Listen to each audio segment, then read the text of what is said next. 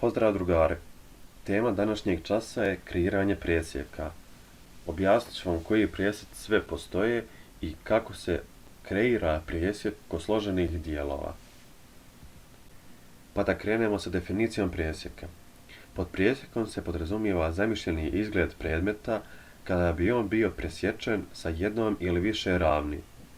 Pri tom se dio predmeta koji se nalazi između oka posmatrača i presječne ravni odbaci, a na crtežu se prikazuje samo što se vidi u presječnoj ravni i iza nje.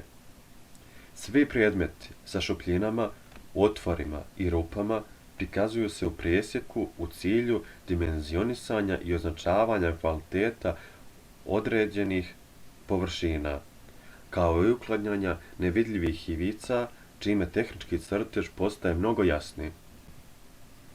U presjeku nevidljive ivice unutar šupljine postaju vidljive, pa se crtaju punom debelom linijom, kao i ostale vidljive konture. Složene predmete sa šupljinama i zaklonjenim detaljima potrebno je prikazati ne samo u projekcijama, već i u presjecima. Pod presjekom se podrazumijeva zamišljeni izgled predmeta ukoliko bi on bio presječen sa jednom ili više ravni. Presječeni materijal se obilježava šafurom koja imitira tragove sječenja. Metali se šarfiraju uglavnom pod uglom od 45 stepeni u odnosu na glavne konture. Linije šafura su pune tanke linije i razmak je većinom najmanje od 0,7 mm. Zavisno od vrste materijala koriste se različiti oblici šafura, pa za metale koristimo punu liniju pod uglom od 45 stepeni, za materijale kao što su cigla, kamen, beton i ostale koristimo isprekidanu liniju, naravno pod uglom od 45 stepeni, i za tečnosti koristimo horizontalnu isprekidanu liniju.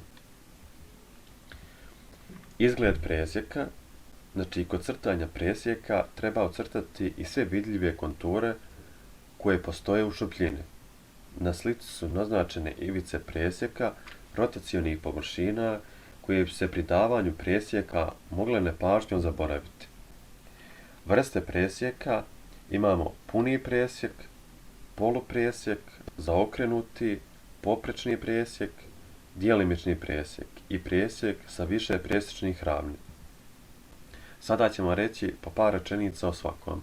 Kod punih simetričnih presjeka oni se primjenjuju kod predmeta koji imaju bar jednu ravan simetrije. Presječna ravan se poklapa sa ravni simetrije predmeta. Ovo je slika punog simetričnog presjeka koja je, znači imamo tri uprošćene slike.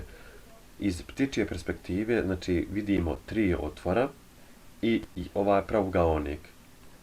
Sa strane vidimo dva kruga, konturnu liniju i otvore koje su nacrtani. I kod presjeka AA vidimo ovaj dio koji je išrafiran. Polupresjek.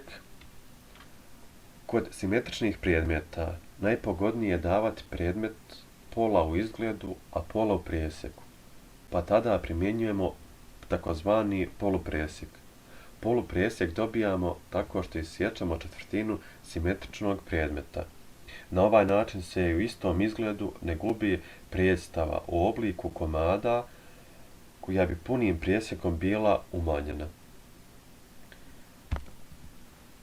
Presjeci koji se ne šrafiraju. Kod primjene presjeka potrebno je imati u vidu da se presjek primjenjuje samo tada kada se njime nešto novo pokazuje. Također se ne daje u presjeku pune osovine i rukavci, čivije, klinovi i puna vratila, vici, podloške, navrtke, ručice i slični elementi. Zaokrenuti polupresjek. Na sljedećoj slici je prikazan predmet koji je izveden sa dvije ravni koje međusobno zaklapa tup ugao. U tom slučaju se jedna od ravni presjeka crta u položaju zaokrenutom u projekcijsku ravan. Djelimični presjek. Kod većeg broja mašinskih dijelova postoji niz manjih šupljina, rupa ili otvora, pa se u ovakvim slučajevima daje djelimični presjek. Za ograničenje mjesta djelimičnog presjeka koristi se slobodnoručna linija. Znači, kod djelimičnog presjeka on se koristi znači, kada punim presjekom ili polupresjekom dobija manje jasna predstava o predmetu. Ovdje imamo jedan domaći koji ćete mi poslati na mail, kao i sa prethodnog predavanja. Znači, ovdje treba da se nacrta ovaj 3D oblik u AutoCAD-u i zatim simetrični mašinski element u trodimenzionalnom obliku i u 3 pravouglá izgleda sa potrebnim presjecima, tako da isti bude potpuno oblikovan i definisan.